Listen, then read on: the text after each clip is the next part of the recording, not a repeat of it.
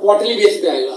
तो एक तरफ से ये जो डेटा का जो बहुत बड़ा गैप था, जिससे हमारे को कोई भी पॉलिसी निर्माण करने में, कोई रिसर्च करने में, कोई डिबेट करने में, किसी भी बात करने के लिए जो बहुत बड़ा डेटा गैप था, वो डेटा गैप को भरने की हमने एक भरपूर कोशिश की है। मंत्री जी का हमें हमेशा मार्गदर्शक मिला, आगे मिलता रहेगा। सेक्रेटरी पूर्व सचिव, उन्होंने बहुत ज़्यादा इंटरेस्ट दिया, अबुल चंद्रा जी, और उन्होंने इसको एक लॉजिकल कंक्लूजन में लाया। हम लोग तो सर कर्मठ लोग हैं, काम करने वाले हैं, हमें तो काम करना है, लेकिन बस यही है कि अगर ये मंत्रालय से हमेशा अगर लेबर ब्यूरो को और जो ऑफिसर हैं जो हमारे साथ जो काम जुड़े हुए हैं उनको इसके लिए प्रोत्साहित किया जाए। बिकॉज सर ये जो सर्वे होते हैं इनके लिए इस टेक्निकलिटीज को समझना बहुत जरूरी है, क्योंकि मीडिया में हमेशा कई बार होता है कि अनइंटेंशनली थोड़ा भ्रम सा फैल जाता है कि भाई ये आंकड़े ऐसे क्यों आए। तो इन आंकड़ों के बारे में मैं ज़्यादा नहीं कह के मैं एक बार फिर अपने तहे दिल से लेबर ब्यूरो के बिहाफ में मंत्री जी का, दोनों मंत्री जी का, chairman expert group, my senior colleagues, my colleagues in the ministry, secretary साहब, SS and all the officers of labour bureau and all the media people, those who are listening to us, they are most welcome here. But मेरा गुजारिश यही है कि जब भी आंकड़े आए, कुछ भी आ रहे, कभी देखें, लिखने से पहले आप लोग, हम तो इतने एक्सेसिबल हैं, मीडिया में मैं देखता हूँ, आप लोग हमसे लिखने से पहले एक बार पूछ लीजिए, क्योंकि आप पूछते भी हैं। क्योंकि मैंने देखा कई लोग मीडिया रात को 11:30 बजे फोन करते हैं, मैं नॉर्मली फोन 12 बजे तक फोन उठा लेता हूँ, किसी का भी फोन आता है, क्योंकि आपके सबके लेबर नंबर हैं तो मैं उठा भी लेता हूँ। क्योंकि कई बार आंकड़ों का खेल ऐसा होता है, मायाजाल, इससे भ्रमित करना बड़ा आसान होता है। लेकिन जब ये हाई फ्रिक्वेंसी डाटा जो 10 एंड अबव का जो यूएस का जो रिजल्ट आज मंत्री जी रिलीज करेंगे, उसके बारे में मैंने आप लोगों को एक ब्रीफ दिया। मैं आप लोगों को रिजल्ट के लिए बाद में मंत्री जी इसके बारे में बताएंगे। इसके साथ मैं अपने शब्दों को विराम देता हूँ। उसके बाद में हम एक डीब्रीफिंग करेंगे, जो टेक्निकल क्वेश्चन है मीडिया वाले can ask later on. Thank you sir. धन्यवाद सर। जैसा कि एडीएस सर ने एक्टिस की विशिष्टता के बारे में हम सबको बताया है कि कैसे ये सर्वेक्षण अन्य रोजगार सर्वेक्षणों से बिल्कुल भिन्न है। यह हाउसहोल्ड बेस्ड सर्वे नहीं है, ये एक अप्रतिम सर्वेक्षण है जो एस्टैब्लिशमेंट में सीधा जाकर के रोजगार के आंकड़े इकट्ठा करता है। जहां अन्य हाउसहोल्ड बेस्ड सर्वे रोजगार की आपूर्ति की झलक दिखाते हैं, जैसे कि सर ने बताया, सप्लाई साइड पर फोकस करते हैं, सप्लाई साइड जो कि हाउसहोल्ड से आता है। एक्टिस मांग पर केंद्रित है, और यही एक्टिस का जो सर्वे है ये एम्प्लॉयमेंट मार्केट की जो हमारी तस्वीर है उसकी डिमांड साइड को दिखाते हुए, सप्लाई और डिमांड एक साथ दिखाते हुए पूरी तस्वीर को पूरा करता है। एक्टिस के बारे में विस्तृत रूप से और प्रकाश डालने के लिए मैं आमंत्रित करना चाहूंगी Shri SP Mukherjee, chairman expert group को, जिनके उत्कृष्ट टेक्निकल गाइडेंस के अंतर्गत ही यह सर्वे सफल हो पाए। Sir.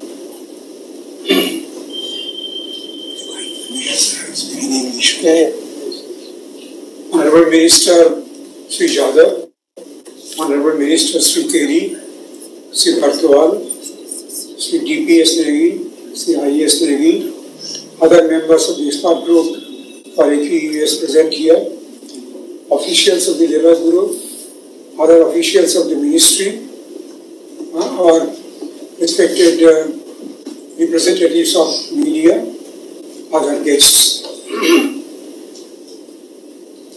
Well, we all appreciate that gainful employment for a large segment of the labor force is a prerequisite for national development. I use the term gainful employment rather than the term decent employment as is generally used by the ILO, because ILO's decent employment is rather difficult to comprehend. It's easier to understand the phrase gainful employment. I will refer to the recommendation of the 19th International Conference of Labour Statisticians Conference, 19th ICLS briefly called, where the definition of employment work has been very clearly stated as work done for others and against pay or profit.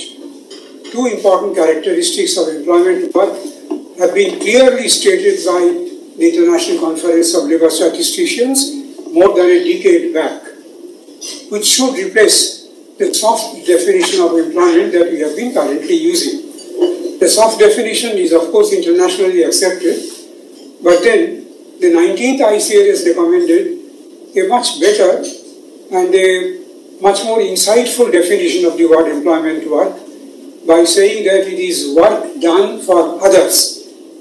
Its output is not for consumption by the household concerned, and it is against pay or profit. That is really speaking about gainful employment. And you get a better picture of gainful employment not really from households' responses, but from establishments. And therefore, to get a good idea of gainful employment for the eligible segment of the entire population, we should have a survey based on establishments. We can have a complete census, namely the economic census. The economic census cannot be by definition repeated every year, forget about every quarter. It is done since 1973 at irregular intervals in India. Sometimes the interval has been 10 years, sometimes 8 years, sometimes 7 years. The last or the sixth economic census was carried out during 2013-2014, and the last was concluded last year only. So that way, we can't speak of economic censuses providing us with even annual picture of employment in the establishments or of the operational and economic variables associated with establishments every year. Forget about quarterly. The only option is to get a sample survey making use of the frame that is provided by the economic census.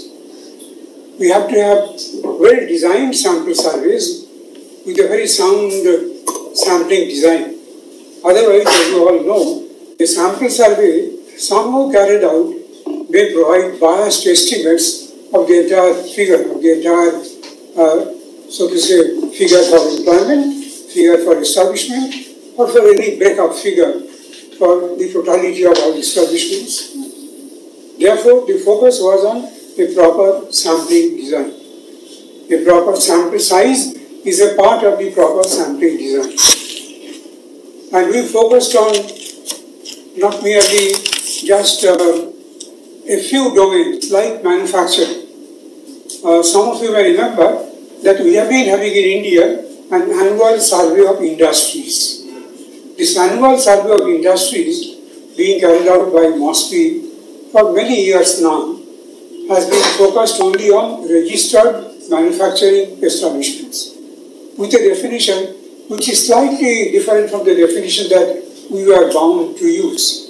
For example, there they will make use of an establishment with at least 10 workers and using electricity, or with at least 20 workers not necessarily using electricity.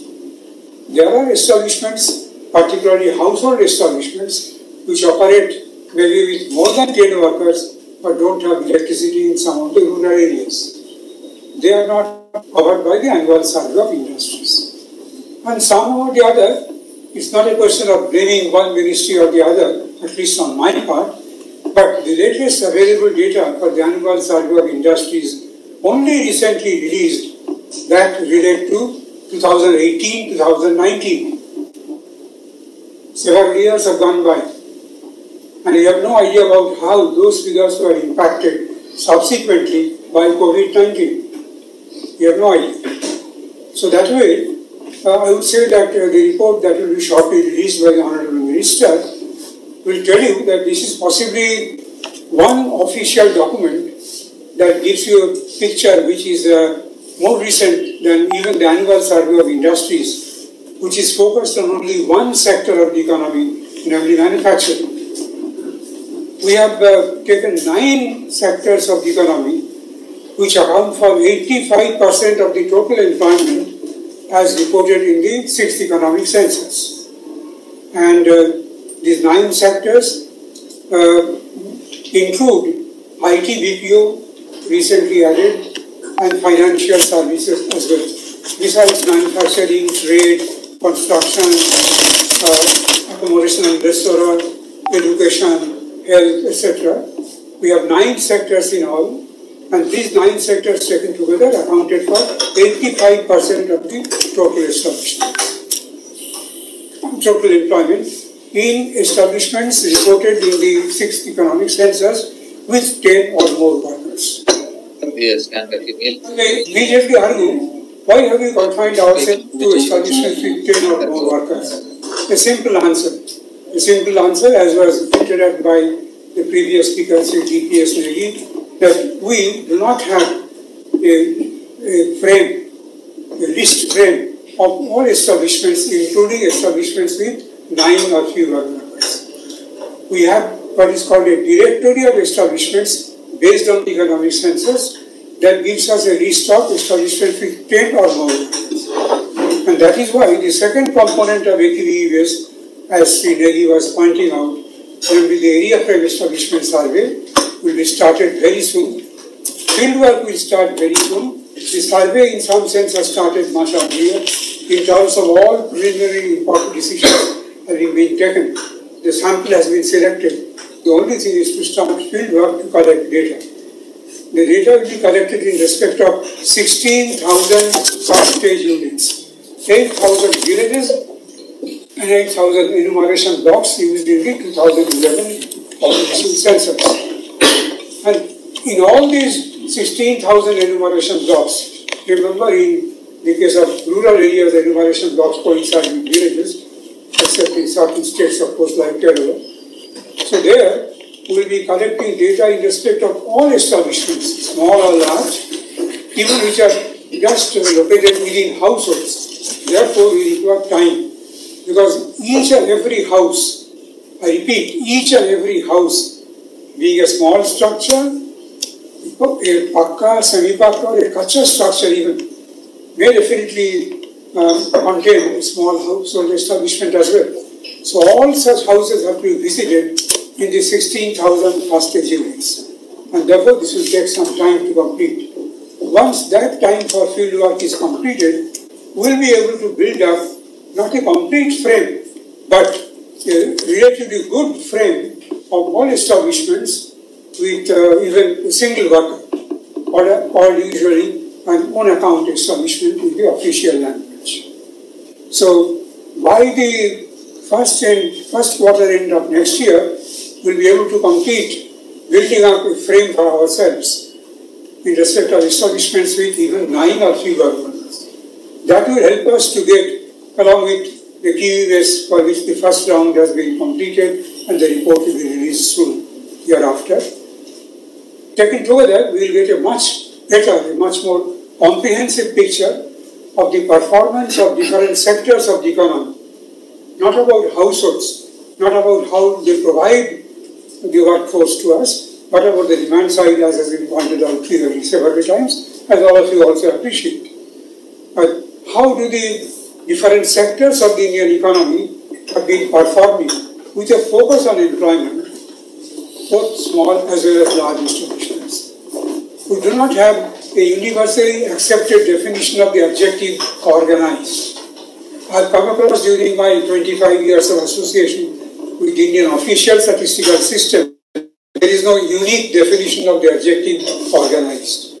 It is better to take the term organized operationally in terms of establishments with 10 or more workers. It is better. I don't claim that this is the only definition. There are other definitions which definitely our friends can come across. I also have come across more definitions. That doesn't matter. This is a very good operational definition that you can accept. And with that, we'll be able to cover both unorganized and organized sectors of the Indian economy. Almost all the sectors, except those which contribute a marginal component to the total employment. That's why we talked of the 9 sectors. But these 9 sectors of the organized segment, for the unorganized segment, we will cover all. That we will be getting a much better or a more comprehensive picture of the performance in terms of both operational and economic variables of the establishments, which definitely cannot be obtained through any household-based side. So as rightly pointed out, and as should be rightly appreciated by all of us in the country, that both household-based surveys like the PLFS and establishment-based surveys like HVUS should continue. Otherwise, you won't get a complete picture of employment in the country.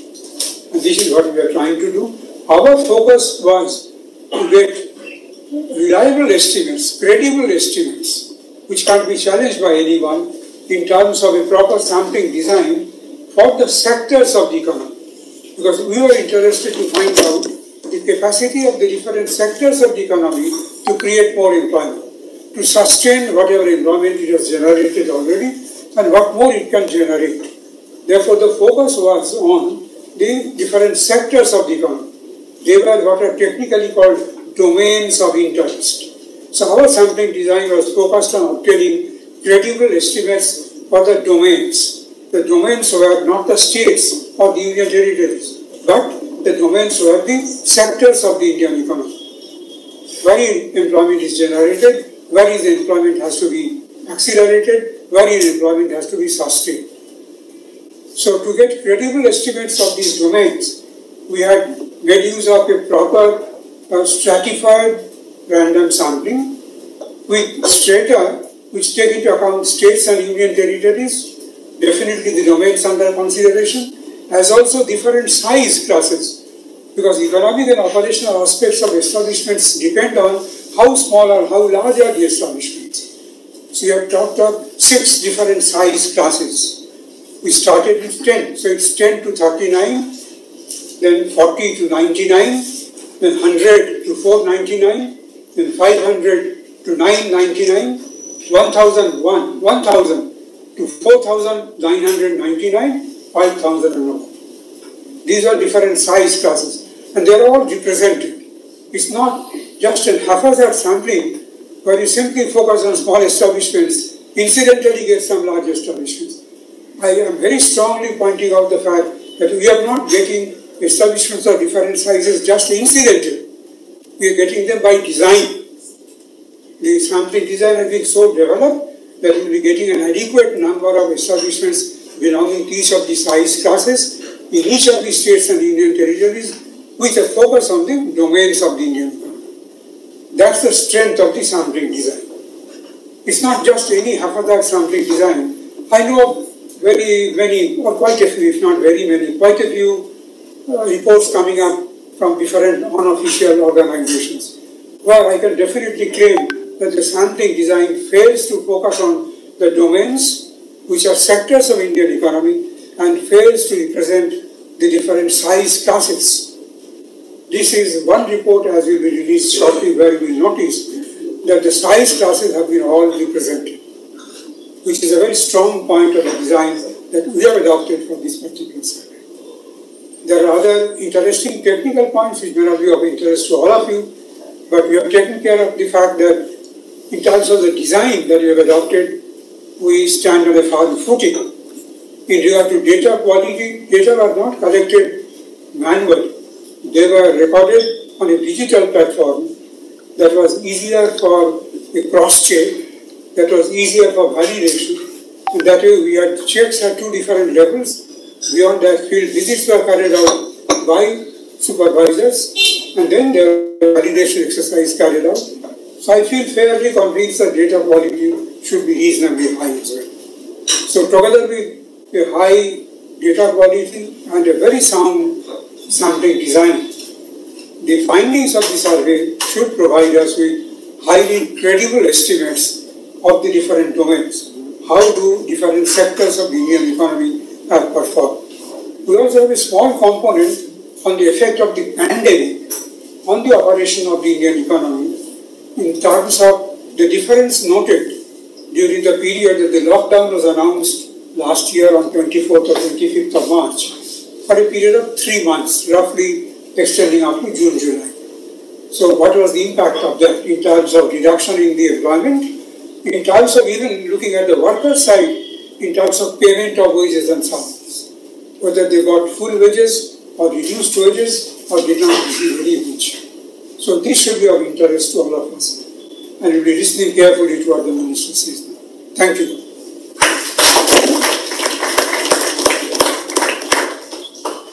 Thank you very much, sir. अब मेरा आग्रह है श्रम एवं रोजगार सचिव श्री सुदीप बंजारी से कि कृपया सर आप अपने विचार हमारे साथ साझा करें। Thank you.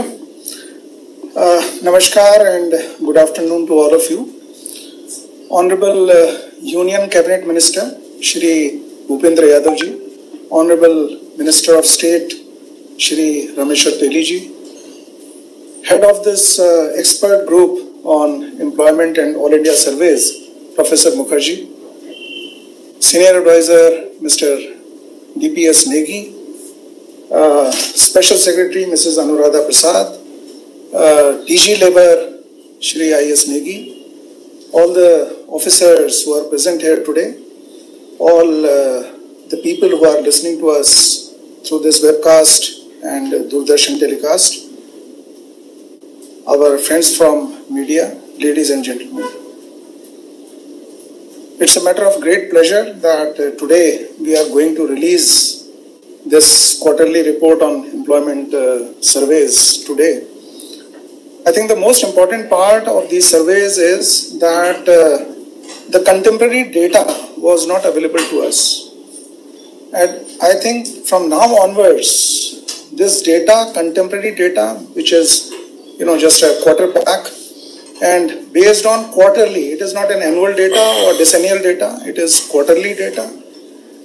And if the data is contemporary, it is much more useful because government is very much interested in evidence-based policy making, statistics-based program implementation, and therefore this data is going to be a very, very useful tool for the policy maker and not only Ministry of Labour. It will be available to all the departments of Government of India. I was looking at the draft of the report, and I found that they have shown that wherever there are gaps in terms of skill development. So in fact, this data will be very, very useful to skill development ministry. And similarly, the sectoral ministries will also find it very, very useful. And of course, the public, in terms of if they find that skills are lacking, there are many more vacancies in a particular area, in a sector, they would also very much benefit because then they will tend to take education or training in those sectors. So I think this data is going to be very, very important for all of us, for the government sector, the private sector and public at large. So let me congratulate Professor Mukherjee on bringing out this wonderful report. In fact, I remember, sir, when we were, trying to formulate programs after the COVID period, and government came out with Prime Minister Garib Kalyan Yojana. The only data available with us was from EPFO and ESIC because we were looking into the organized sector and we wanted what should be the cutoff. So then we realized that, in the PM Garib Kalyan Yojana, we should take 100 as the cutoff because we thought that will be and I think this has been validated by this report, that almost 90%, more than 85%, they belong to less than 100, members in the establishment. And so we could target that particular working class through that Prime Minister Garib Kalyan Yojana. Similarly, when we started Atmanirbhar Bharat Rozgar Yojana, we looked at again whatever was available, the EPFO and the ESIC data, which we call the administrative data. And based on that, then we formulated that for 50, the employment addition can be 2, but for more than 50, employment addition has to be more than 5. And similarly, we targeted those government subsidies because government fund the endeavor should be that it should go to the weakest, it should go to the poorest. And therefore, I think this is going to be, sir, very, very important in terms of policy formulation, in terms of program implementation. And I think everybody is going to benefit out of it. I do not want to say more because already Professor Mukherjee has explained in detail how this data will be generated. And let me tell you that You see, this is the beginning of this quarterly generation of data. Hence on, we are focusing primarily with this survey where the report is available on the organized sector. But soon, the field survey is going to start for the unorganized sector because that is the topmost priority of the government. And as you are aware that, the data, the portal which we had launched on eShram and almost 1.81 crore have crossed, and that data is also coming to us. Now that data along with the quarterly data which will be coming from Professor Mukherjee, I think this will become a wonderful data in terms of formulation of policy as well as program implementation. So sir, thank you very much. And I hope that everybody will find this data useful. Thank you. Thank you very much, sir. We're really grateful to you for your encouraging words and for highlighting the utility of the survey results in such a lucid and succinct manner. अब मेरा सविनय निवेदन है माननीय राज्य मंत्री श्रम एवं रोजगार एवं पेट्रोलियम एवं प्राकृतिक गैस श्री रामेश्वर देवी जी से। पहले डेटा रिपोर्ट रिलीज करते हैं। ठीक है सर। तो मेरा सविनय निवेदन है माननीय मंत्री जी श्रम एवं रोजगार पर्यावरण वन एवं जलवायु परिवर्तन मंत्रालय श्री भूपेंद्र यादव जी से कि वे कृपया क्वार्टर 1 के नतीजे रिलीज करें।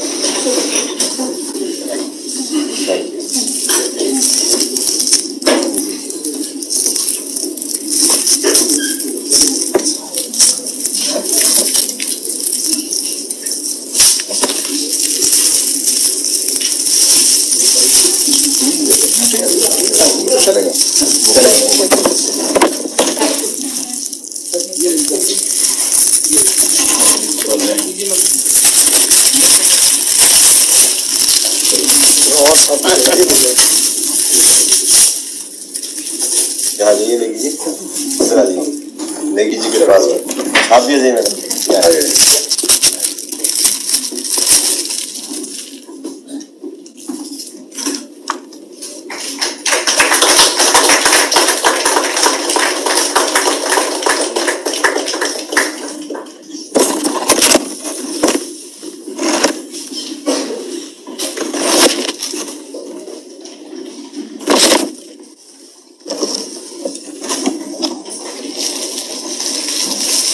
अब मेरा सविनय निवेदन है माननीय राज्य मंत्री श्रम एवं रोजगार तथा प्राकृतिक गैस मंत्रालय श्री रामेश्वर देवी जी से कि वे अपने बहुमूल्य विचारों से हमारा मार्गदर्शन करें।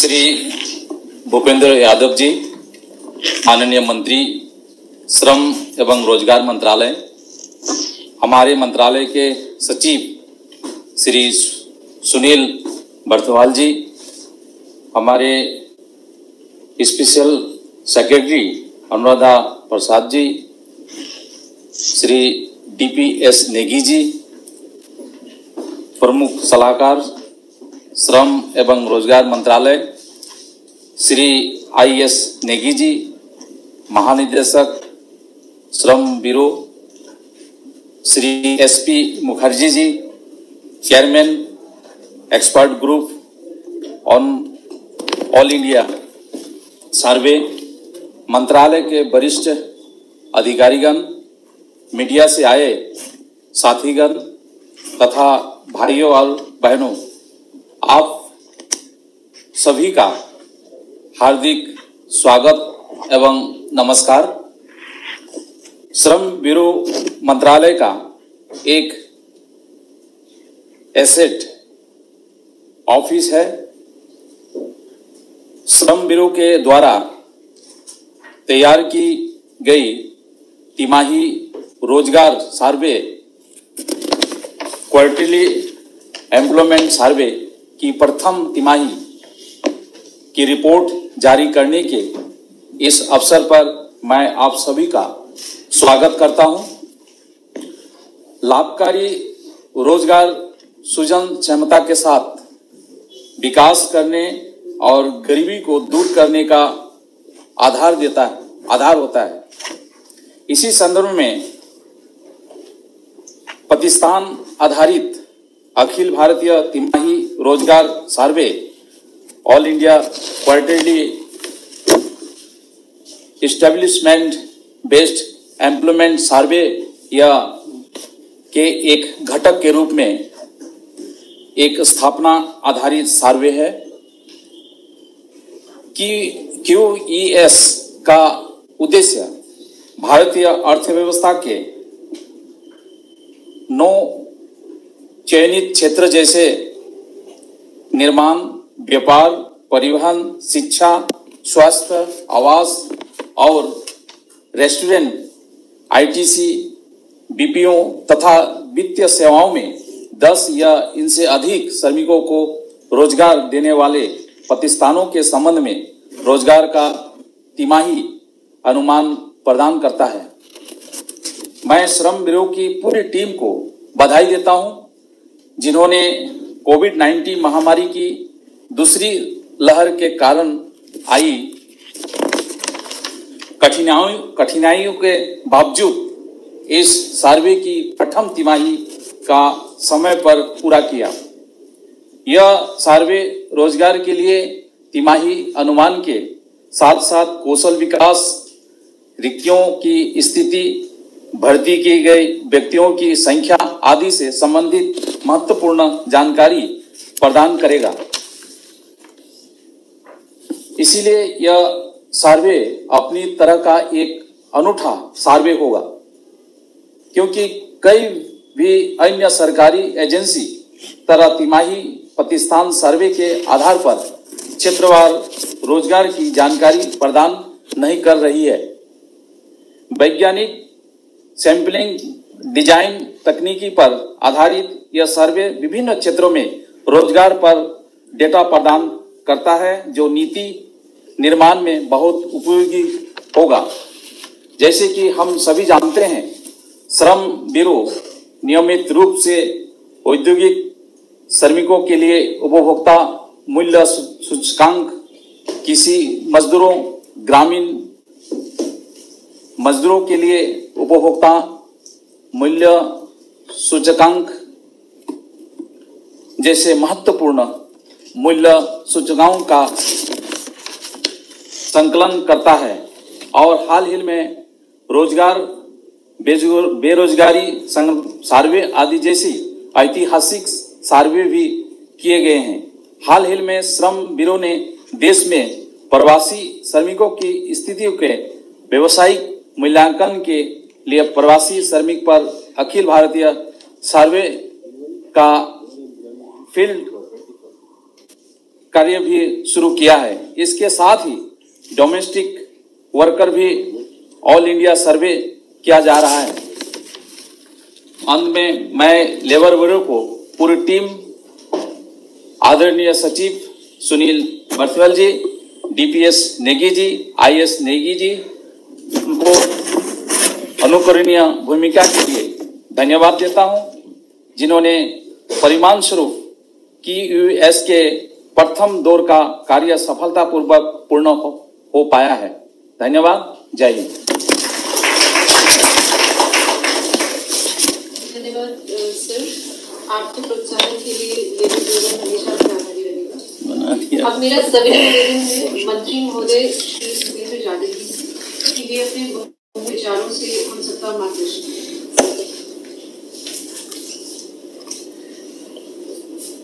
आज के इस कार्यक्रम में मेरे साथ मंच पर मेरे साथी मंत्री माननीय रामेश्वर तेली जी, इस कार्यक्रम में पहले सार्वजनिक कार्यक्रम में विभाग के सचिव के नाते शुभकामनाओं के साथ आमंत्रित श्री बर्थवाल जी,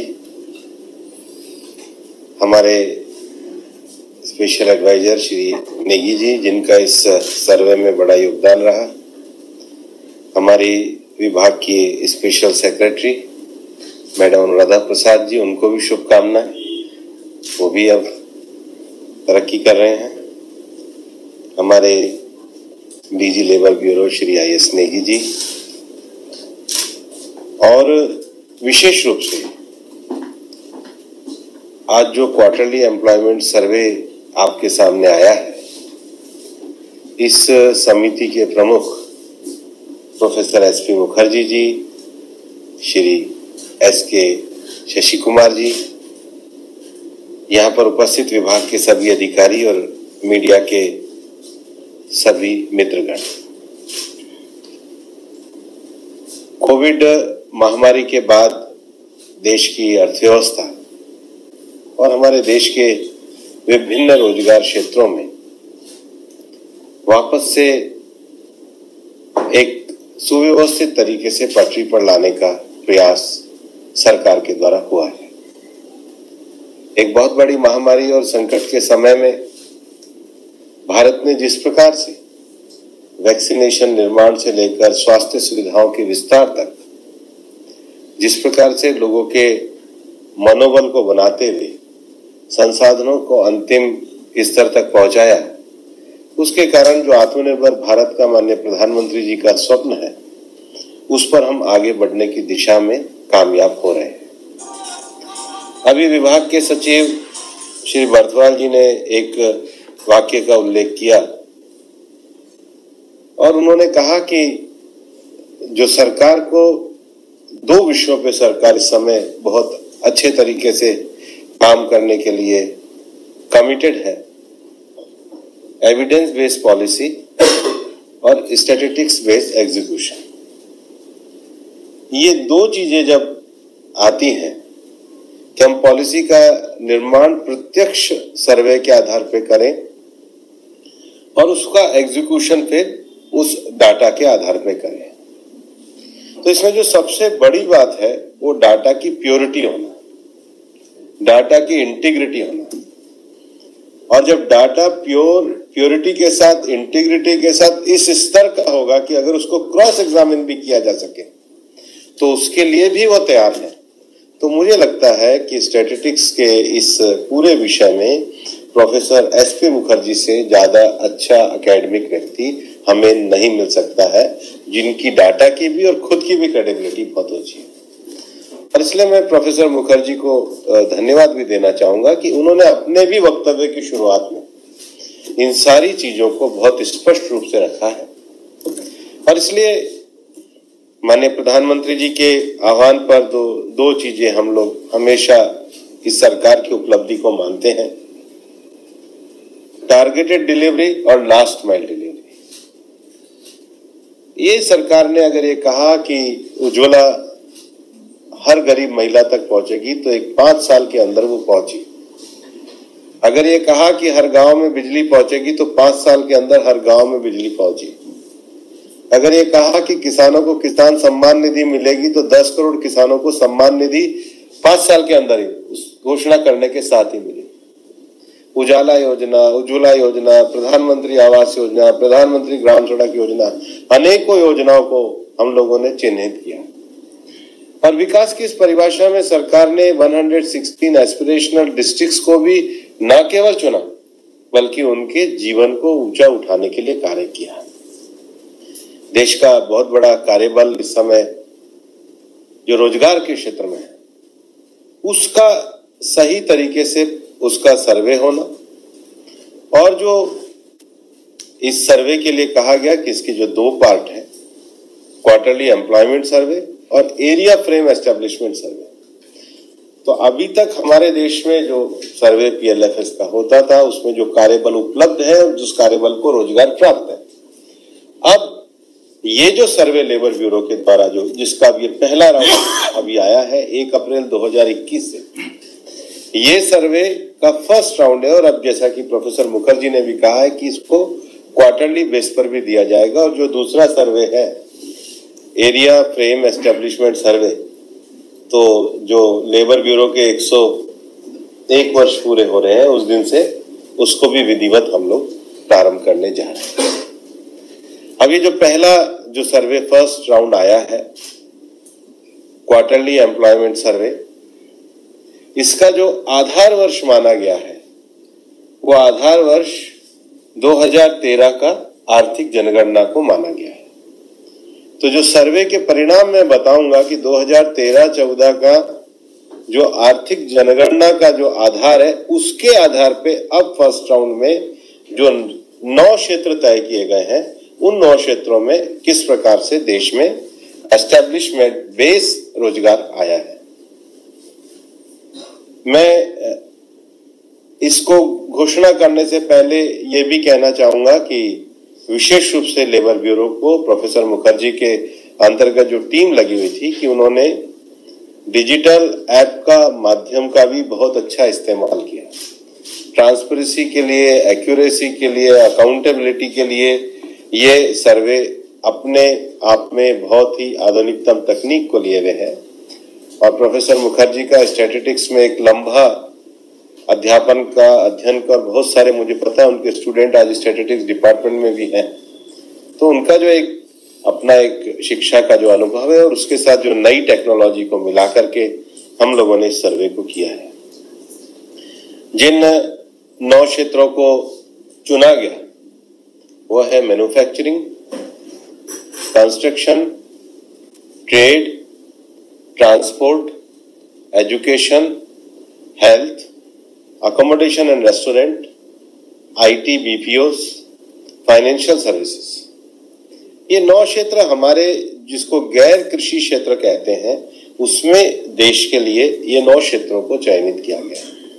प्रोफेसर मुखर्जी ने ठीक कहा कि संगठित और असंगठित की परिभाषा हम संख्या के आधार पर करें, वो ज्यादा अच्छा है 10 और उससे ऊपर के, 10 से नीचे के। क्योंकि मैं जब डाटा देख रहा था तो रोजगार की स्थिति में मैं अभी प्रोफेसर साहब से कह रहा था कि ऐसी डाटा में था कि 20% गवर्नमेंट सेक्टर में और 24% प्राइवेट लिमिटेड, लेकिन 29% प्रोप्राइटरी फर्म में। तो प्रोप्राइटरी फर्म में भी एक संगठित क्षेत्र में भी इतना बड़ा रोजगार हमारे देश के अंतर्गत है। ये डाटा जब आपको रिलीज होगा तो उसमें वो ग्राफिक में आपको दिखेगा। 2013-14 में हमारे देश में ये जो संगठित क्षेत्र है, इसमें कुल रोजगार 2,37,00,000 था। अब जब फर्स्ट राउंड हम लोग इसका क्वार्टरली एम्प्लॉयमेंट सर्वे जो क्यूज का हमारा क्विज का सर्वे है, इसमें 2013-14 में जो 2,37,00,000 हमारा रोजगार था, वो बढ़कर अब 3,08,00,000 हुआ है। इस प्रकार से 29% की वृद्धि हमने 2013-14 की तुलना में करी, जो एक बहुत बड़ी उपलब्धि। देश में जिस प्रकार से हमने विकास किया है, और इन 9 क्षेत्रों में अगर मोटे तौर पे रोजगार को देखा जाए तो सबसे ज्यादा विनिर्माण क्षेत्र के में जो मैन्युफैक्चरिंग सेक्टर है 41% रोजगार के अवसर है, एजुकेशन सेक्टर में 22% रोजगार के अवसर है और स्वास्थ्य क्षेत्र में 8% है, व्यापार और आईटी में 7% है। तो जब हम सर्वे में, जब मैं 2013-14 से आगे की बात करूंगा, तो जिन क्षेत्रों में ज्यादा रोजगार है उन क्षेत्रों में रोजगार भी और ज्यादा बढ़ा है। ये सर्वे की सबसे बड़ी विशेषता है। और इसलिए अगर हम 6th इकोनॉमिक सेंसस को 2013-14 की जो आर्थिक गणना है उसके आधार पे अगर हम देखेंगे तो देश में आईटी और बीपीओ सेक्टर में 152% की वृद्धि हुई है। मैं वापस से कहता हूं, आईटी और बीपीओ में 152% की सर्वे के ने जो कहा है। दूसरा, इस सर्वे का जो आंकड़ा है कि स्वास्थ्य के क्षेत्र में 77%, शिक्षा के क्षेत्र में 39%, विनिर्माण के क्षेत्र में 22%, ट्रांसपोर्ट के क्षेत्र में 68%, कंस्ट्रक्शन जो निर्माण है, हिंदी में विनिर्माण, मैन्युफैक्चरिंग और निर्माण कंस्ट्रक्शन, तो जो कंस्ट्रक्शन है उसमें 42% की वृद्धि हुई है। ये सर्वे अप्रैल 2021 से लेकर के किया गया था। कोविड की दूसरी जो लहर थी वो अपने पीक पर थी अप्रैल मार्च में। इस कारण व्यापार जो ट्रेडिंग का सेक्टर है और जो रेस्टोरेंट का सेक्टर है, आवास और रेस्टोरेंट, उसमें डिक्लाइन है। जो 25% और 30% की गिरावट है। उसका सबसे बड़ा कारण कोविड की दूसरी लहर का पीक पर आना है। लेकिन फाइनेंशियल सर्विसेज में 48% की वृद्धि है। इस प्रकार से 9 क्षेत्रों में से 7 क्षेत्रों में बहुत अच्छी वृद्धि 2013-14 की तुलना में इस सर्वे के अंतर्गत है। जब ये सर्वे 10 और उससे ऊपर के संस्थानों का सर्वे करता है तो जो सर्वे का साइज तय किया गया था वो सैंपल साइज 12,000 का था और जो एक्चुअल जो हुआ वो 10,593 का सैंपल साइज को कलेक्ट किया गया और लगभग 90% इंस्टीट्यूशन ऐसे हैं जो रोजगार क्षेत्र में, संगठित क्षेत्र में, जहां 100 से कम श्रमिक होने का अनुमान है। छठी आर्थिक जनगणना के दौरान यह आंकड़ा 95% कर रहा है। लगभग 35% आईटी और बीपीओ प्रतिष्ठानों में कम से कम 100 श्रमिकों के साथ काम किया और लगभग 13.8% में 500 से ज्यादा कर्मचारी नियुक्त हुए। स्वास्थ्य क्षेत्र में 18% इंस्टीट्यूशन है जहां 100 या अधिक कर्मचारी थे। कोविड की इस दूसरी लहर के कारण जो महिला कर्मचारियों का जो प्रतिशत है वो 31 से 29% हुआ, जिसका बहुत बड़ा कारण कोविड में परिस्थिति में जो महिलाओं का निकलने का था उस कारण हुआ है। और जो 9 क्षेत्र चुने गए उसमें जो रेगुलर कर्मचारी हैं, जो नियमित श्रमिक हैं, वो 88% है और 2% कैजुअल है। सबसे ज्यादा जो कॉन्ट्रैक्ट या जो कैजुअल जो विषय है वो विनिर्माण के क्षेत्र, निर्माण के क्षेत्र में, कंस्ट्रक्शन एक्टिविटी में 18% कॉन्ट्रैक्ट और 13% कैजुअल है, क्योंकि साइट बदलने के कारण उस जो काम करने का जो क्षेत्र है उसका स्वरूप इस प्रकार का है। भारत में सबसे बड़ा विषय जो हम 4 लेबर कोड के साथ लाना चाहते हैं और विशेष रूप से जो सरकार की मंशा है, क्योंकि चारों लेबर कोड को लाने का जो हमारा उद्देश्य है, हेल्दी इंडस्ट्रियल रिलेशन एक्टिविटी के लिए industrial relation code, maximum labours का हम लोग जो सिक्योरिटी प्रोविजन करना चाहते हैं उसके लिए सोशल सिक्योरिटी, वर्कर्स की काम करने की दशा स्थिति, काम करने के वातावरण के लिए ऑक्यूपेशनल सेफ्टी, और स्त्री पुरुष दोनों को जेंडर जस्टिस के आधार पर और कार्य के आधार पर जो हम करना चाहते हैं उसके लिए वेतन, जो कोड ऑफ वेजेस हैं, ये चारों हमारे बेसिकली जो सरकार की गरीब कल्याण और श्रमिक क्षेत्र में काम करने की दिशा उस क्षेत्र में है। और इसलिए इस सर्वे में कहा गया है कि 9% प्रतिष्ठान ही ऐसे हैं जो किसी भी अधिनियम के अंतर्गत पंजीकृत नहीं थे। 26% जो थे वो कंपनी एक्ट में है। बीपीओ, ये जो बीपीओ सेक्टर में ये 71% कंपनी क्षेत्र के ही लोग थे, कंस्ट्रक्शन में 58%, में मैन्युफैक्चरिंग में 46%, ट्रांसपोर्ट में 42%, ट्रेड में 35% और फाइनेंशियल सर्विस में 28% है। हमारे माननीय प्रधानमंत्री जी के नेतृत्व में जो लगातार कौशल विकास का विषय रहता है और भविष्य में भी इन सारे संस्थानों में जो कौशल विकास की दृष्टि से जो अपॉर्चुनिटी जो एम्प्लॉयर्स के द्वारा दी जानी चाहिए, तो 18% प्रतिष्ठान जो कार्यस्थल है उसमें कौशल विकास का है। भारत की अर्थव्यवस्था में जो नॉन एग्रीकल्चर सेक्टर है उसमें कोविड-19 के संबंध में प्रभाव पाया गया कि 27% प्रतिष्ठानों में कोविड के कारण छटनी हुई है। परंतु दूसरी तरफ जो दूसरा पहलू है कि 81% श्रमिकों को लॉकडाउन मतलब 25 मार्च से 30 जून के दौरान पूरी मजदूरी प्राप्त हुई है। हमारे डिपार्टमेंट के द्वारा भी, एसआईसी के द्वारा ये अटल बीमित योजना की गई है। एक वैसी जानकारी के लिए सर्वे से अलग हटके कह रहा हूं, बल्कि मैं मुंबई भी था, ऋषिकेश भी था कि जिनके आश्रित की मृत्यु हुई है उनके लिए भी एक सुरक्षा योजना माननीय प्रधानमंत्री जी के मार्गदर्शन में की है। यहाँ तक इस सर्वे में बताया गया है कि 81% श्रमिकों को लॉकडाउन की अवधि के दौरान पूरी मजदूरी मिली है, 16% को कम मजदूरी मिली है, 3% को मजदूरी प्राप्त नहीं हुई है। स्वास्थ्य और वित्तीय सेवा क्षेत्र में 90% से अधिक श्रमिकों को पूरा वेतन मिला है। निर्माण क्षेत्र में 27% को कम मजदूरी स्वीकार करनी पड़ी है, 7% को कोई वेतन नहीं। इस सर्वे ने चूंकि अप्रैल 2021 के बाद ये हुआ था, इसलिए कोविड की उत्पन्न परिस्थितियों को पूरा रखा गया है।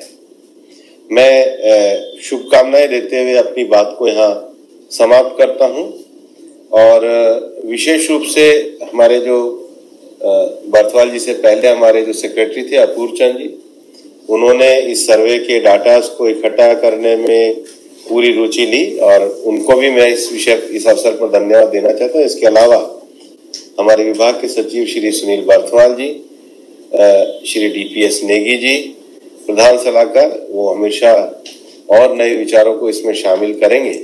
मैं उनके प्रयासों की सराहना करता हूं, अनुराधा प्रसाद जी के प्रयासों की सराहना करता हूं और श्री IS नेगी जो हमारे लेबर ब्यूरो के महानिदेशक हैं, उनकी पूरी टीम ने बहुत मेहनत के साथ इस फर्स्ट राउंड की रिपोर्ट को जारी किया है और कोविड की परिस्थिति में भी जो देश के लिए पॉलिसी निर्माण की दृष्टि से जो समय समय पर एक अच्छे डाटास की जरूरत होती है उसको किया है। और प्रोफेसर हमारे SP मुखर्जी जी के नेतृत्व में जो हमें क्रेडिबल इंस्टीट्यूशन भारत सरकार के भविष्य में भी पॉलिसी और रोजगार की दृष्टि से खड़ा करना चाहते हैं, उसमें ये पहले राउंड के सर्वे एक माइलस्टोन साबित होगा और जो स्टैंडर्ड हम लोग अभी तय करेंगे, मुझे लगता है उस स्टैंडर्ड के आधार पे हम पॉलिसी बनाने में जो सबसे बड़ी बात है ट्रांसपेरेंसी को ज्यादा अच्छे तरीके से उजागर करेंगे। मैं पुनः सारी टीम को बधाई देता हूं और आशा करता हूं कि इसका जो दूसरा पार्ट है एरिया फ्रेम एस्टेब्लिशमेंट सर्वे,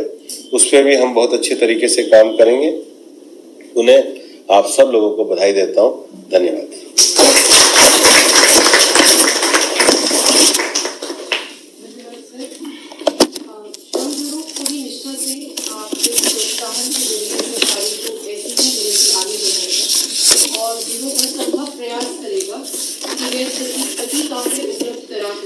अपने देश की रोजगार और श्रम नीतियों को और भी सशक्त और कार्यरूप से। इसी के साथ मैं आमंत्रित करना चाहूंगी महानिदेशक श्रम bureau Shri IS Negi sir को। माननीय मंत्री श्रम एवं रोजगार, पर्यावरण, वन, जलवायु परिवर्तन श्रीमान भूपेंद्र यादव जी, माननीय राज्य मंत्री रोजगार एवं श्रम और पेट्रोलियम एवं प्राकृतिक गैस श्रीमान रामेश्वर तेली जी, अध्यक्ष विशेषज्ञ समूह प्रोफेसर मुखर्जी जी, सचिव श्रम एवं रोजगार मंत्रालय श्रीमान सुनील बर्थवाल जी, प्रधान सलाहकार श्रम एवं रोजगार मंत्रालय श्रीमान DPS नेगी जी, विशेष सचिव श्रीमती अनुराधा प्रसाद जी, अतिरिक्त सचिव मैडम शिवानी जी, मीडिया से आए मेरे मित्रों व साथियों, ये मेरा सौभाग्य है कि मुझे आज इस पावन अवसर पर धन्यवाद प्रस्ताव प्रस्तुत करने का मौका मिला है। मैं इसके लिए आप सबका बहुत बहुत आभार प्रकट करता हूँ। मैं सर्वप्रथम श्री माननीय श्रम मंत्री जी का बहुत बहुत धन्यवाद करता हूँ, जिन्होंने अपने व्यस्ततम कार्यक्रम से समय निकालकर, बहुमूल्य समय निकालकर यहाँ पधारकर हमारे QS रिपोर्ट का विमोचन किया तथा मार्गदर्शन किया। मैं आपको विश्वास दिलाऊंगा सर, जहाँ तक संभव हो सके जो कार्य हमें दिया जाएगा हम बखूबी, ईमानदारी, मेहनत और बेस्ट ऑफ एबिलिटी करके आपको जरूर पेश करेंगे। इसके साथ में राज्य मंत्री जी का भी स्वागत करता हूँ, धन्यवाद करता हूँ। आपने गरिमा में उपस्थिति से कार्यक्रम की शोभा बढ़ाई। मान्यवर दोनों ने, आप दोनों ने जो इंटरेस्ट या रुचि इस सर्वेक्षण में दिखाई और इसके सफलता के लिए आपने जो योगदान व आशीर्वाद दिया है वो अभूतपूर्व है सर और प्रशंसनीय है। हम आशा करते हैं इस तरह का आशीर्वाद हमें भविष्य में भी मिलता रहेगा और हमसे हमारे साइड से लेबर ब्यूरो की ओर से जो भी कार्य हमें दिया जाएगा हम उसको बखूबी करेंगे सर। मैं अध्यक्ष विशेषज्ञ महोदय जी का भी इनके महत्वपूर्ण योगदान के लिए बहुत बहुत धन्यवाद करता हूँ।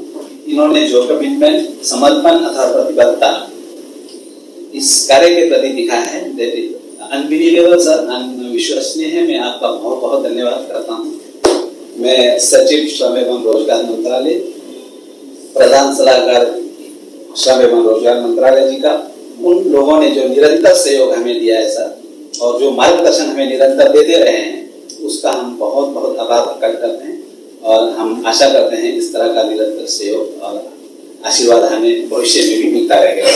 मैं धन्यवाद करता हूँ विशेष सचिव श्रीमती अनुराधा जी का, मैडम शिवानी जी का व अन्य वरिष्ठ अधिकारी मंत्रालय से, जिन्होंने अपना समय निकालकर इस पावन अवसर को सुशोभित किया। आप सबका बहुत बहुत धन्यवाद। मैं धन्यवाद करता हूँ सर जो प्रेस से आए मित्र हैं, उन्होंने हर समय जब भी हम यहाँ कार्यक्रम करते हैं, यहाँ हमारे भाव, हमारे जो प्रकाशन या हमारे जो भी उपलब्धता होती है उनको प्रिंट अथवा प्रिंट माध्यम से अथवा इलेक्ट्रॉनिक माध्यम से लोगों तक पहुँचाकर इसको यादगार बनाते हैं। इसके लिए मैं इनका बहुत बहुत धन्यवाद करता हूँ सर। इस मौके पर मैं उन सभी लोगों का जो लेवल ग्रुप टीम के सदस्य थे, चाहे एक IT पार्टनर है हमारे उनका हो या जो हमारे दूसरे अधिकारी और दूसरे सारे सदस्य हैं, जिन्होंने कोरोना के होते हुए, कोरोना का परवाह न करते हुए दिन रात कार्य करके इस कार्य को सफल बनाया, इस सर्वेक्षण को पूरा किया। और आशा करता हूँ ये भविष्य में भी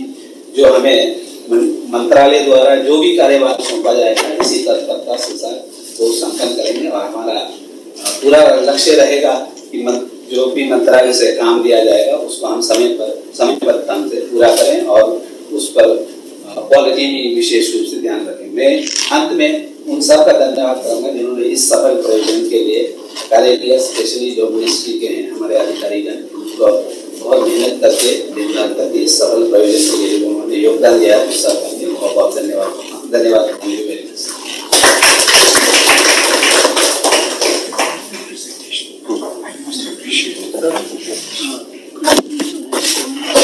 बाद में बुला लो, अभी करते हैं कि आज ज्यादा इसको खत्म करो।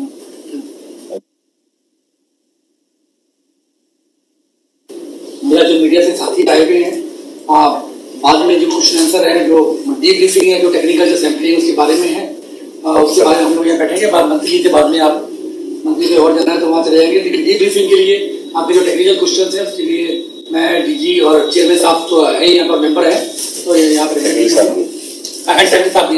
तो है यहाँ पे, तो बाकी लोग जा सकते हैं। और जो ये डीब्रीफिंग होगी ऑफ कैमरा होगी। Yes, yes.